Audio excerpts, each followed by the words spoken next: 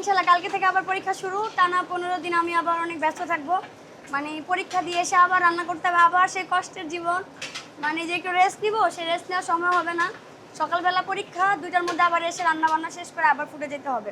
তো আপু, অনেক মানে বেশি একটা প্যারা হয়ে যাবে। আপনি এত কিছু ম্যানেজ করেন কিভাবে? ভাইয়া গত 1 বছর যাবত এভাবে ব্যালেন্স করে আসতেছি আলহামদুলিল্লাহ। তো এটা ইউজ টু হয়ে গেছি। তো যেহেতু স্টুডেন্ট, পড়াশোনা তো আর বাদ দেওয়া যাবে না, পড়াশোনা করতে হবে। তো পড়াশোনার পাশাপাশি আমার এই বিজনেসটা, সবার আগে তো পড়াশোনাটাকে প্রাধান্য দিতে হবে। আপু, তাহলে পড়াশোনার মানে যে কয়েকদিন পরীক্ষা থাকে ওই কয়েকদিন তো দোকানে না আসলেও হয়। না ভাই, আমার কাস্টমার এরকম, আমি পরশু দিন অসুস্থ হয়ে গেছি। মানে আমার মানে দাঁড়ায় থাকতে থাকতে মানে আমি আর ব্যালেন্স দিতে পারতেছিলাম না, বাসায় চলে গেছি আমি। কাস্টমার আসছে, ওনারা মনে হয় গোপালগঞ্জ থেকে আসছে, ওনার ফুল ফ্যামিলি আসছে।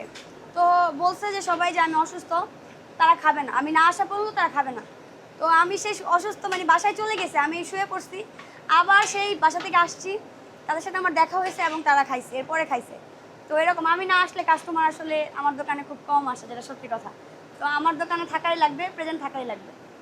তার মানে আপনার একটা ফেস ভ্যালু আছে। আলহামদুলিল্লাহ ভাই, এটা ভালোবাসা।